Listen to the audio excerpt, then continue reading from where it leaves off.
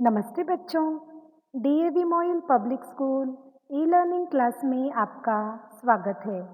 मैं आपकी हिंदी विषय अध्यापिका अंजलि राघोरते।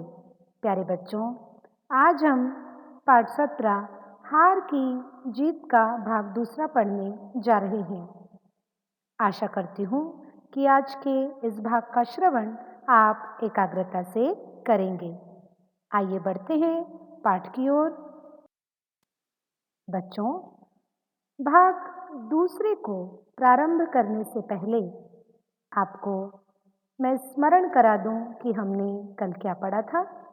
आपको स्मरण है ना कि कल हमने पढ़ा था बाबा भारती के पास एक बड़ा ही सुंदर घोड़ा था जिसका नाम था सुल्तान। ऐसा सुल्तान आजू बाजू के किसी भी गांव में नहीं था। उस सुल्तान के बारे में एक डाकू जिसका नाम था डाकू खड़क सिंह, उसने इतनी तारीफ सुनी थी कि वह घोड़े को देखने के लिए चल पड़ा। घोड़े को जब वास्तविक रूप से उसने देखा तब उसका मन ललचाया। उसका मन उस घोड़े पर आ गया और उसने सोचा कि क्यों ना मैं इस घोड़े को अपने साथ ले जाऊं। उसने बाबा भारती से कहा कि मैं घोड़े की चाल देखना चाहता हूं। अब बाबा भारती भी ठहरे मनुष्य, उन्होंने अपने घोड़े की प्रशंसा सुनी और डाकू खड़क सिंह को मना नहीं कर पाए। बाबा भारती ने डाकू खड़क सिंह को घोड़ा दिखाया। तभी खड़क सिंह ने बाबा को धमकी दी कि मैं यह घोड़ा आपके पास रहने न दूंगा। तब से बाबा बेचैन से रहते, दिन भर रात भर अस्तबल की रखवाली करते कि कहीं डाकू आकर उनके घोड़े को न ले जाए। बच्चों, आइए अब अगले भाग की कहानी को प्रारंभ करते हैं। संध्या का समय था। बाबा सुल्तान पर सवार होकर घूमने जा रहे थे। घोड़े को देख देख वे फूले न समाते, खुश होते थे बार बार उस घोड़े को देखकर। उनका मन आनंदित हो उठता क्योंकि घोड़ा था ही वैसा बांका सुंदर। सहसा एक ओर से आवाज आई। अचानक उनको किसी की आवाज सुनाई दी और आवाज यह थी, ओ बाबा, इस कंगले की भी सुनता जा। किसी ने बाबा भारती को पुकारा कि ओ बाबा रुको, इस कंगले की भी सुनते जाना। आवाज में करुणा थी, पीड़ा थी, वेदना थी। ऐसा लग रहा था कि कोई कराह रहा हो, रो रहा हो। ऐसी करुणामयी वह आवाज थी। बाबा ने घोड़े को रोक लिया। देखा एक अपाहिज वृक्ष की छाया में पड़ा कराह रहा है। सहसा एक और से जो आवाज आई थी कि ओ बाबा, इस कंगले की भी सुनते जाना, वह आवाज किसकी थी? एक अपाहिज की। एक अपाहिज आदमी था जो वृक्ष की छाया में पड़ा करा रहा था, चिल्ला रहा था पीड़ा के मारे। हाथ जोड़कर उसने कहा, बाबा मुझ पर दया करो।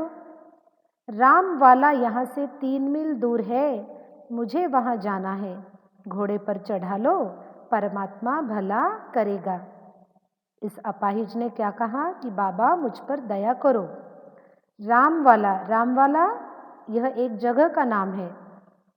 जिस वृक्ष की छाया में वह करा रहा था नीचे बैठकर, वहां से रामवाला यह स्थान 3 मील दूरी पर था और वह बहुत ही पीड़ा से रो रहा था। हो सकता है वह उससे चला नहीं जा रहा हो, इसीलिए उसने बाबा से कहा कि मुझे घोड़े पर चढ़ा लो और रामवाला पहुंचा दो, परमात्मा तुम्हारा भला करेगा। बाबा भारती ने घोड़े पर अपाहिज को सवार किया और स्वयं उसकी लगाम पकड़कर धीरे धीरे चलने लगे। बच्चों, साधु सभी प्रकार के मानवीय गुणों से युक्त होते हैं। दूसरे लोगों का दुख, पीड़ा, दर्द वे देख नहीं सकते। इनकी प्रवृत्ति ही ऐसी होती है कि सामने वाले को दुखी जब भी देखते हैं तो उसकी मदद के लिए तैयार हो जाते हैं। अब यह आदमी अपाहिज था, चल फिर नहीं सकता था, इसीलिए उन्होंने अपने घोड़े सुल्तान पर उस अपाहिज को सवार किया और खुद धीरे धीरे चलने लगे घोड़े की लगाम पकड़कर। सहसा अचानक उन्हें एक झटका सा लगा और लगाम हाथ से छूट गई। ऐसा लगा मानो कुछ कंपन सा हुआ हो, घोड़ा उनके हाथ को झटका देकर भाग रहा हो। इतना जोर से उनको झटका लगा, उनके आश्चर्य का ठिकाना न रहा जब उन्होंने देखा कि अपाहिज घोड़े की पीठ पर तन कर बैठा है और घोड़े को दौड़ाए लिए जा रहा है। देखो तो अचानक कहानी ने एक नया मोड़ ले लिया। उन्होंने तो अपाहिज को बिठाया था जो चल फिर नहीं पा रहा था, ढंग से बैठ भी नहीं पा रहा था, लेकिन यह अपाहिज तो घोड़े की पीठ पर तनकर बैठ गया और घोड़े को यूं दौड़ाए लिए जा रहा है मानो हवा की गति सा तेज। बाबा भारती थोड़ी देर देखते रहे, फिर चिल्लाकर बोले, जरा ठहर जाओ खड़क सिंह। समझे बच्चों, यह अपाहिज और कोई नहीं बल्कि डाकू खड़क सिंह था। इसने जो बाबा को धमकी दी थी कि मैं यह घोड़ा आपके पास रहने न दूंगा, उस धमकी को इसने आज पूरा भी कर दिखाया। जैसे ही बाबा चिल्लाकर बोले, जरा ठहर जाओ खड़क सिंह ने घोड़ा रोक दिया और बाबा से कहा, बाबा जी, मैं यह घोड़ा अब न दूंगा। बाबा ने कहा, भाई, मुझे घोड़ा न चाहिए, यह तुम्हारा है। बस तुम मेरी एक बात सुनते जाओ। मेरी प्रार्थना है कि इस घटना का किसी के सामने जिक्र न करना। ये क्या बात हुई? बाबा ने तो हंसते हंसते अपना घोड़ा डाकू खड़क सिंह को दे दिया, ऊपर से कह भी रहे हैं कि मेरी प्रार्थना है यह बात किसी को न बताना कि तुम मेरा घोड़ा ले गए हो। अब खड़क सिंह का मुंह आश्चर्य से खुला रह गया। वह हैरानी से बाबा भारती की ओर देखने लगा। उसने पूछा, बाबा जी, इसमें आपको क्या डर है ना?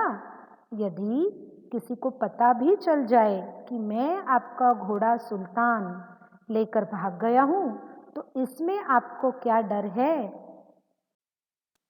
बच्चों, बड़ी ही सावधानी से और सतर्कता से, एकाग्रता से बाबा भारती के उत्तर को सुनना, क्योंकि उन्होंने जो उत्तर दिया वह सही में अपने आप में एक बहुत बड़ी बात है और आपके लिए भी एक बहुत बड़ी सीख है।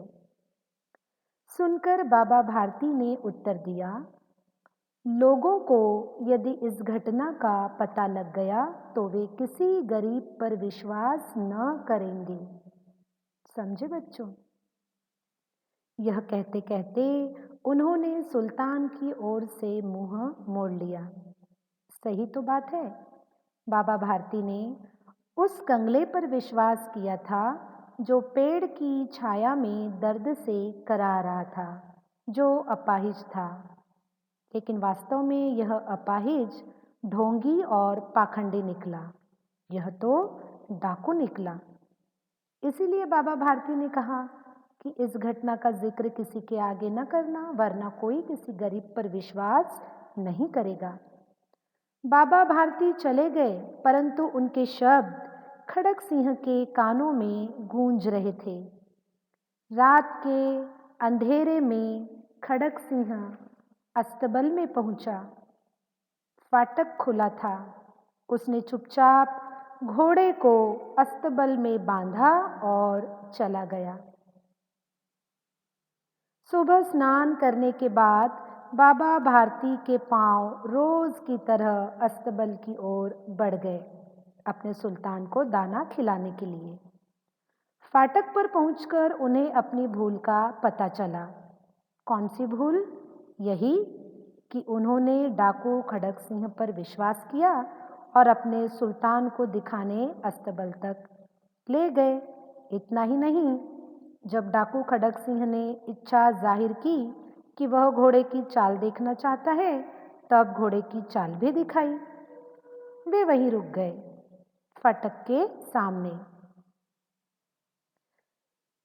सुल्तान ने बाबा के पैरों की आवाज पहचान ली और वह हिनहिनाया।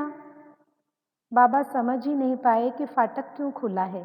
उन्हें लगा कि डाकू खड़क सिंह तो सुल्तान को लेकर गया है और फाटक खुला रख दिया होगा, लेकिन उन्हें यह पता ही नहीं था कि डाकू खड़क सिंह ने आकर अस्तबल में सुल्तान को बांध दिया है और वह चला गया है।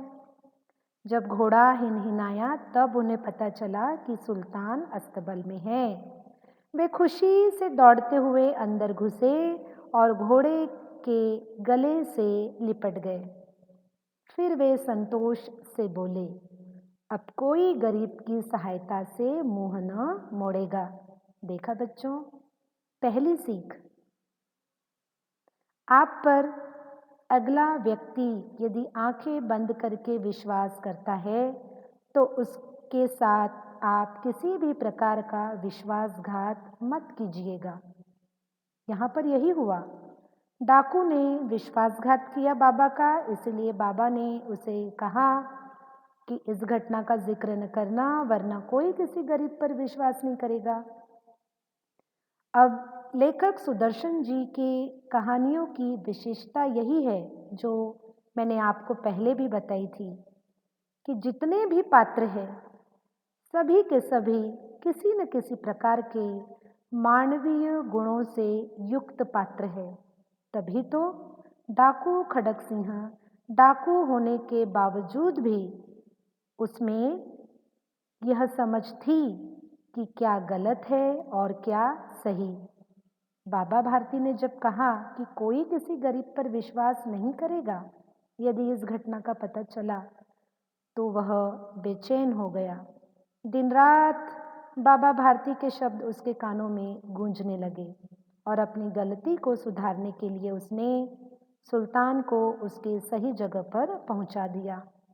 और अंत में बड़ी ही सुंदर लाइन लिखी है कि अब कोई गरीब की सहायता से मुंह न मुड़ेगा। यदि गरीब किसी का विश्वासघात न करे तो हर एक व्यक्ति हर ज़रूरतमंद की ज़रूरत पूरी करने के लिए खड़ा हो जाएगा। बच्चों, कैसा लगा आपको यह पाठ? पसंद आया ना?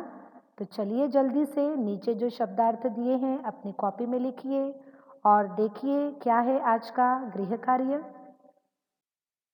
आज का गृह कार्य है, दिए गए प्रश्नों के उत्तर एक वाक्य में लिखिए।